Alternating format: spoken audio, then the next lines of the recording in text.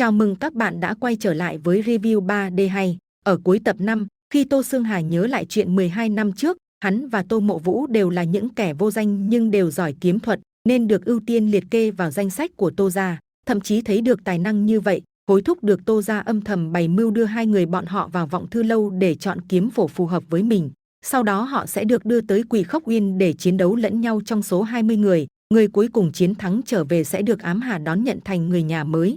Ở đó, 18 người kia lại cấu kết với nhau để chống lại hai người, nhưng bọn chúng đều bị tiêu diệt hết bởi sức mạnh cao siêu của họ. Lúc đấy chỉ còn hai người. Tô Mộ Vũ nghĩ rằng anh ta và Tô Xương Hà là hạt giống tốt nhất mà Tô gia có được, bọn họ sẽ không để mất. Tô Xương Hà liền nói, ngươi quá ngây thơ. Nghe vậy Tô Mộ Vũ đáp, chỉ cần đủ mạnh, sẽ có tư cách ngây thơ.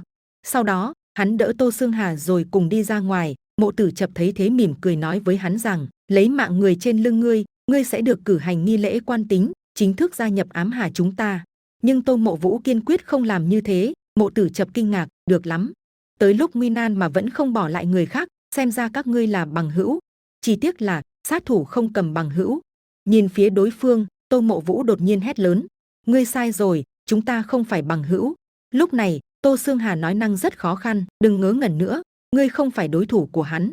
Tô Mộ Vũ đặt Tô Xương Hà xuống, rút thanh kiếm dính đầy vết máu ra, chỉ vào Mộ Tử Chập, nếu ngươi bước thêm một bước, ngươi sẽ không xong đâu. Ở phía đối diện, trưởng lão Tô gia cạnh gia chủ Tô Tẫn hồi hạ giọng nói, gia chủ, dù sao bọn chúng cũng chỉ là hai kẻ vô danh, vì chúng mà xung đột với Mộ gia, không đáng. Tô Mộ Vũ hít một hơi thật sâu, hắn nghĩ đến việc tiêu diệt Mộ Tử Chập thì mới có thể tồn tại vào thời khắc này. Bỗng dưng có một giọng nói hùng hậu vang lên phía xa, dừng tay. Nghe thấy thế, các đệ tử ở đây ngoài gia chủ ra, còn lại đều quỳ gối xuống đất, chắp tay hô to, đại gia trưởng. Gã chống cây gậy xung quanh có vài sát thủ bảo vệ, chậm rãi đi về phía giữa sân, trầm giọng nói, 100 năm qua, trong Quỷ Khốc Uyên chỉ có một người được đi ra.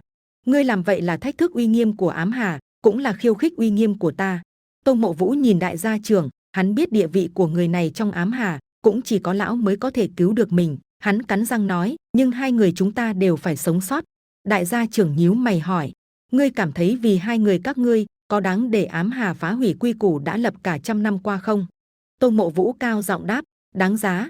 Hai người chúng ta sẽ trở thành sát thủ ưu tú nhất của Ám Hà, toàn bộ Ám Hà sẽ đều phải thay đổi vì chúng ta.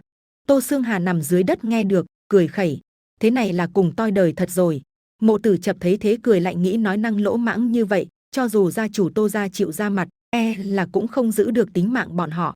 Đến đây là hết tập 6 Ám Hà truyện. Xin chào và hẹn gặp lại các bạn ở những video tiếp theo.